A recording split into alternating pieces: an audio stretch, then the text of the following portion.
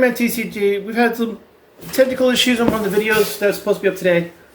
I gotta refilm some stuff for it, which is basically refilm the intro and the outro for the video. That will be up on Wednesday. But today we're gonna talk about what Gen 9 in the future Pokemon games should show. Should show us and what I think would be the most interesting, in my opinion. But if you're new to the channel, subscribe. It says about 50% of you are not subscribed. Why? You're here. Watch it. It's interesting. I've got an interesting take on this. Also, hit the notification bell so you know when the videos come out. I post 3 times a week with an occasional 4th time. It's Monday, Wednesday, Friday at 3 p.m. Central Time, and with an occasional video on Saturday at 11 a.m. Alright, now let's get to the topic at hand.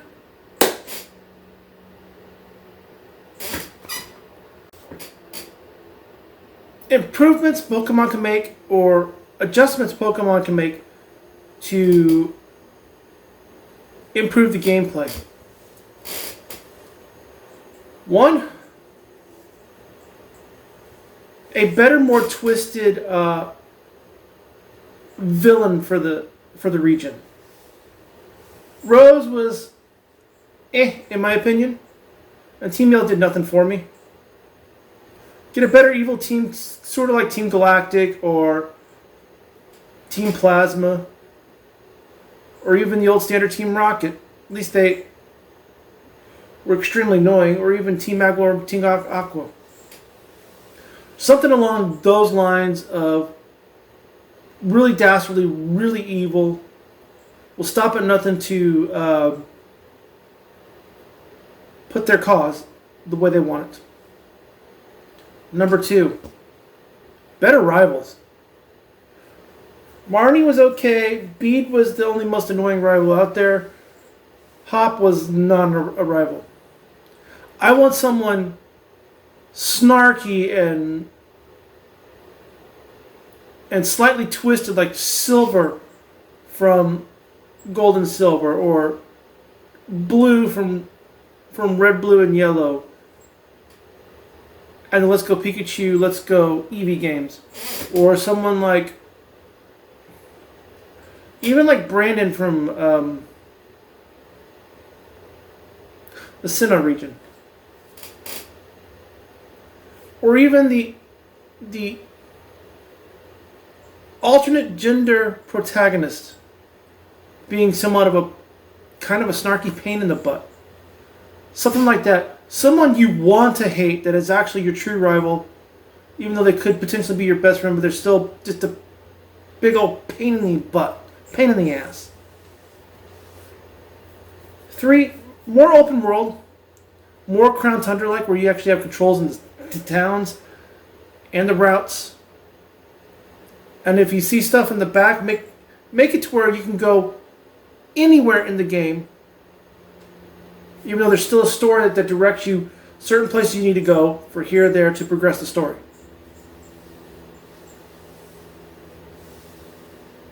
Also, just more open, more big. 4th,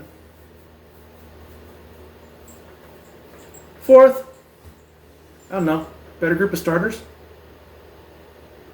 I know they themed the starters between for Gen 8 for spy, sports, and music, and basically they've themed several for music. That's fine, but I want someone dastardly. I want some cool looking Pokemon. Just don't make them like inanimate objects, unless they're like ghostly types that inhabited these inanimate objects. I understand that.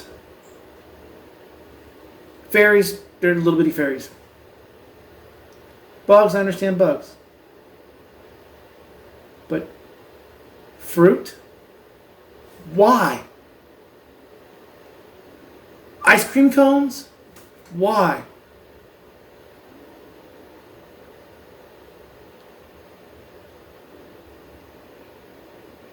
cakes and cream? Why? I don't understand. Now, this game doesn't need to be a soft reboot or anything. Just, in my opinion, it just needs to be a rather cool game. Now, I'm coming up with some ideas of my own for a region I'm currently working on, which will be revealed in the coming months because it's going to take a while for me to put everything together. And when I put it together, I want to put a story together with it as well.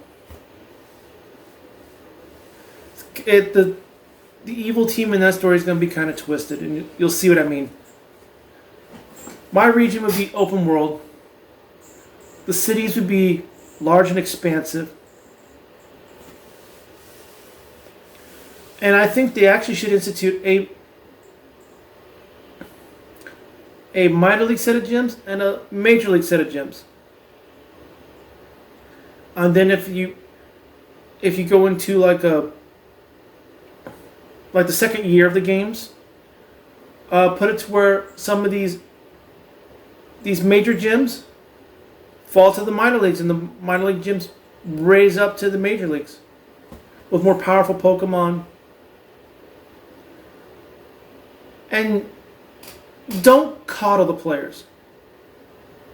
Have a section of the game or pre-game that's a tutorial. And it's not part of the main story. They don't show you how to catch Pokemon. They don't tell you what how to use a Pokemon Center.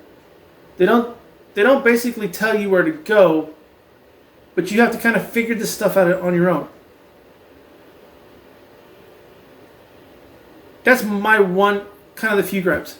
Kind of like the Crown Tundra just said, oh, go explore. I think this is down in this area, this is down in this area, and this is down in this area. Like they did with the Galarian birds. You went to one spot, they took off, went in 3 different places, but you knew one was in the Isle of Armor. Okay, the Isle of Armor is pretty expansive. One was in the wild area. Well, you kind of had to know which part of the wild, you kind of had to see beforehand which part of the wild area it was in, or you would not see the Galarian Zapdos. Because if you went into the Hammerlock side of the wild area, you wouldn't see it. It wouldn't be there. You had to go to the Motostoke side. And for Articuno, and for the Galarian Articuno, you had to know where in the Crown Tundra to go. Because if you went to the wrong place, you wouldn't find it.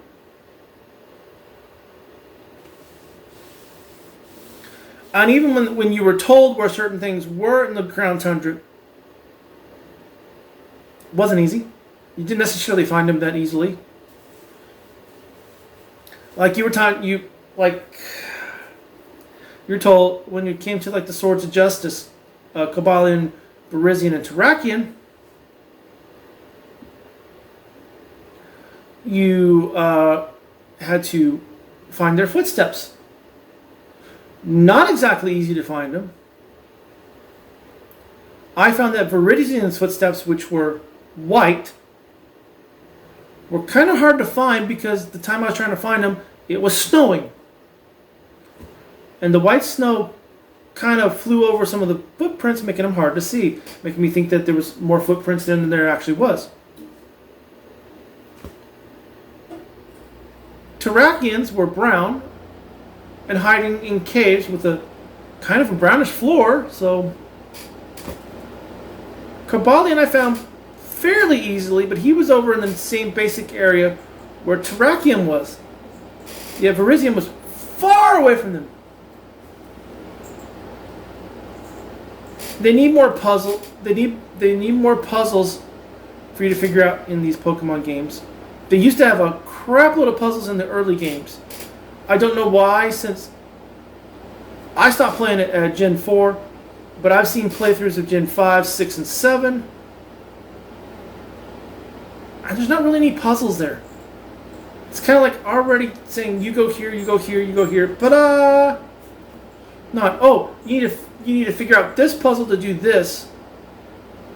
But the puzzle's not easy. You gotta figure out how to read the puzzle, how to figure out the puzzle. Hopefully when they bring the Gen 4 remakes back, they will have more puzzles. Or it's, say, another thing that I would like to see. And I hope, and I know that I'm not the only one. There's a lot of other Pokemon enthusiasts and fans and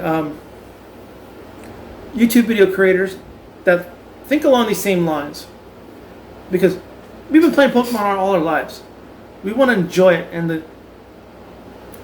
games are still enjoyable as they are because the cool graphics, the cool Pokemon, the gyms look awesome. I found that the gym missions were awesome. I like that idea. They can be improved upon. The 2 weakest gym missions I found were Milo's, which is just hurdling Wooloos. Woo. And they added the Yampers to make them a little more difficult. And Kabu's, where you just catch Pokemon. Or defeat them. Those didn't enthuse me.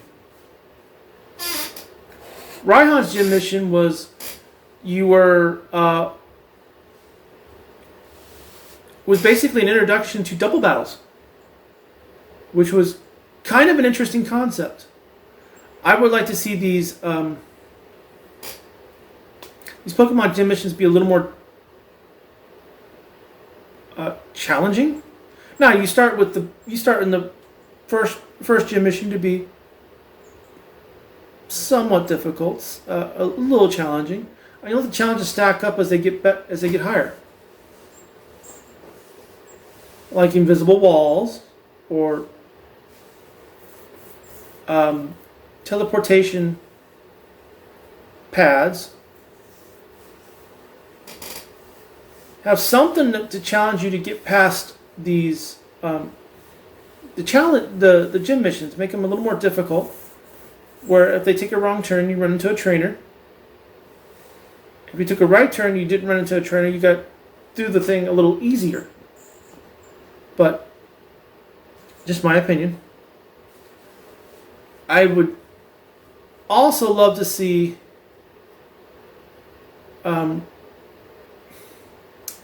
it, I had it in my head and now I just lost my train of thought. Sorry about that. I'd like to see each gym leader have reasonably difficult Pokemon per where the gym stacks up, whereas the first gym, the second gym, the third gym, the fourth, fifth, and sixth, and so on.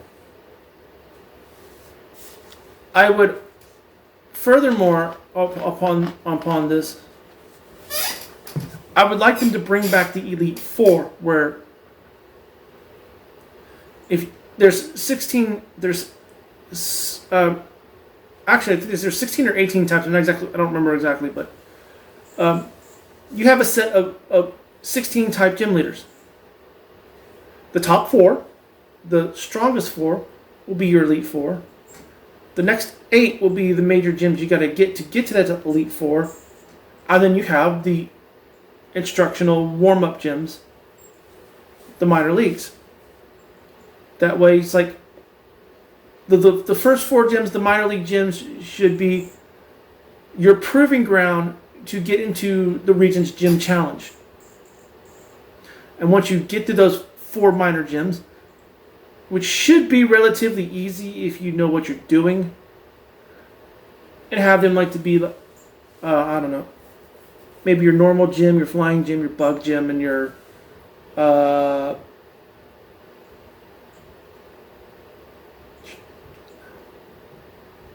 not your dragon gym. The dragon gym should be the last one. I don't know, but the poison. Let's just say poison. They didn't have one of the gyms I would have loved to see in this from Sword and Shield would have been the electric gym. I like the idea of having a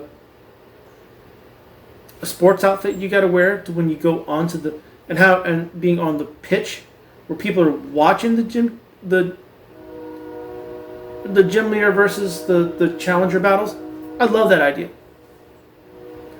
I love the idea of having to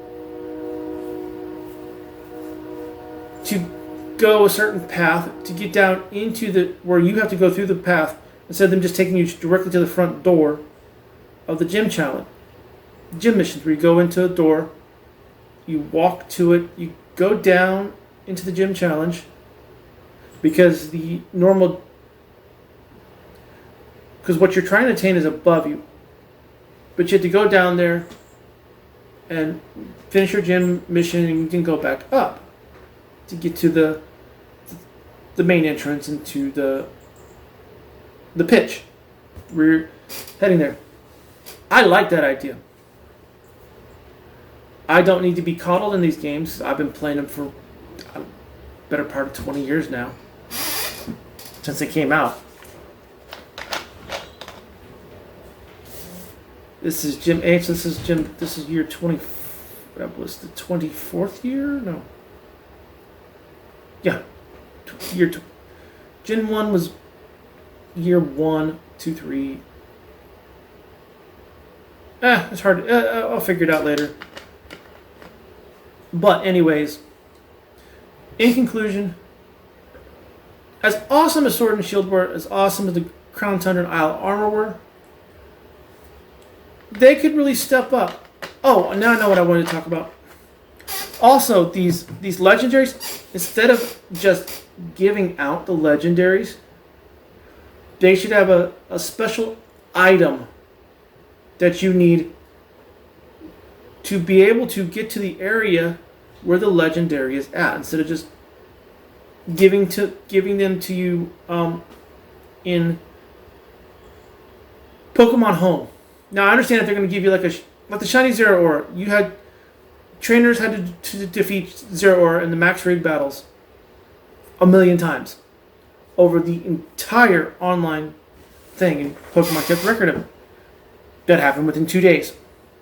2 days of it being out in the Isle of Armor. Cool. That's an awesome way to get one. More stuff like that, or as in like one of the events they were supposed to have for the original Diamond and Pearl games, they were supposed to have a Wi-Fi event where you got the Azure Flute. Now, I got the Azure Flute in my game because I used a Game Genie where you could just type in the codes for the Azure Flute and you'd have the Azure Flute. And then you go to a certain part in the game where a certain place in the game where you use a certain item, and that item activates the event. It was the same way with the original Shaman, where you needed the Gracidia flower to get Shaman. Both of those were in Diamond and Pearl and Platinum. I would love to see events like that. I would even love to see that in the remakes of Diamond and Pearl, or even in Gen 9, where you've got these legendaries, but the legendaries could just sit there and say, "You can take me now? I will be a part of your team." Why are you choosing me? Your character in there is just a kid. Why is this ultra powerful Pokemon willing to be your partner? We should have to earn that right. Yeah, I understand you, in Sword and Shield, you worked with the Pokemon to defeat Eternatus. You captured Eternatus. Oh my god, you got a legendary. But when a Pokemon just says, "Yep, I'm yours," it's kind of anticlimactic, in my opinion. I think we should have to work for him. Calyrex, which I'm sure you've seen a crap load of stuff, and I'm not going to give away too much about this because, well, my playthrough for Wednesday still has a little bit to do with Calyrex, so I'm not going to say much about it. Or like you had to in, what was it? I think it was Ruby and Sapphire, where you had to dive down to this place with Wailord and Relicanth in your party, go to the certain cave where you figured out a puzzle which activated an event for the Reggies. Regice, Steel and Regirock. Now, they did something similar in the Crown Tundra. I would have loved to have some event like that. Well, I don't know why they took diving down out of the game. That was cool. Have something besides a bike or riding Pokemon that you don't already have captured in your party. Say, like, if you have a Pokemon that can dive. Okay, that's cool. Don't make it a T. Just make it a TM and not an HM. But if they have the move dive, they can actually dive underwater. And use that Pokemon to dive underwater. Or if they have waterfall, you can go up a waterfall. Etc, etc, etc. Now I just have a bike that just floats on the water. Yeah, I get that. It's okay. Or something like... Let's Go Pikachu and Eevee did this a lot better. Where your starter Pokemon could learn certain skills in the game. But you need to have a specialized Pokemon that could learn these skills like Pikachu or Eevee. Because they're not going to be able to be taken out of the game if they do that. Unless it's standard skills that these certain Pokemon can learn. Like Surf and Waterfall and Rock Smash and... Well, they took Flash out. Etc, etc, etc. Stuff like that. But let me wrap this up. In conclusion, the games we have are cool. I feel they're a little dumbed down for the more experienced players that have been playing these games since the beginning. I feel the beginning was a little more challenging. And if they have a little more concepts of... Let's Go Pikachu and Eevee games were more challenging than Sword and Shield were.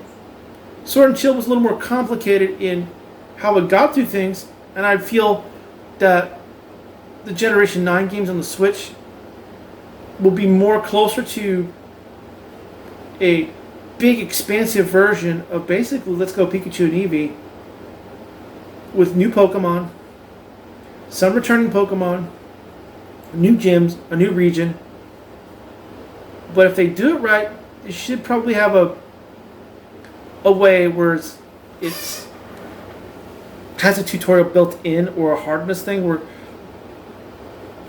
Or one thing that I would love to say is that you can keep your trainer number from game to game to game instead of it just being a different trainer number the whole time. So where you get Pokemon from Gym 8 and Gym 9 and then Gym... In the Kanto region, Let's Go Pikachu and Eevee, all of them have different trainer numbers. I think the trainer number should be set to your Pokemon home. It should have a trainer ID on your Pokemon home. So whatever games are hooked up to that, that's your trainer ID in the game. That's just some of my thoughts. And just to wrap this up, I love the Pokemon games. I didn't get a chance to play Generations 5, 6, and 7 yet. Because at the time, at the time I could have bought Generations 5, I was a little burnt out on the games at that point. Because as much as I love Diamond, Pearl, and Platinum, I didn't see the excitement for Generation 5. It just wasn't there. And 6 and 7 sounded pretty cool, but I didn't see the hype. I saw the hype when it came to the Switch because I had wanted to switch for a long time anyways. And I love Pokemon. I want to get back into playing the games, and I love these games. I feel they're a little dumbed down, so I'll speed through the text now after playing it a few times. But I like what they've done with the additions of the DLC. And I hope that these games will improve in the future for the betterment of all of us, players, whether we're competitive or just playing this for fun, or trying to complete our master decks, or master living decks that Pokemon Home has, to fill it all the way up. Well, that's going to be it for this video. Thank you for joining me for this video. I'm glad you were here. This is a quick video put together so I could show my thoughts and feelings on the Pokemon games in general, as much as I love them. But hope you enjoyed it. I know I did. It wasn't really ranting. I was just giving my point of view. And I know that my point of view is shared by several in a lot of people in the community as well. But until next time, check me out on TikTok, on Instagram, and Twitter at BDRainy2031. Check out the Facebook page at RainmanTCG. And as always, be cool by being you, because you know what? You're awesome just the way you are. We will see you in the next video. The next video on Wednesday, we'll probably have a new introduction and a new ending. The face cam won't be there because like I said, I had some technical glitches on making the video. But until then, we will see you in the future. Have a nice day. Adios.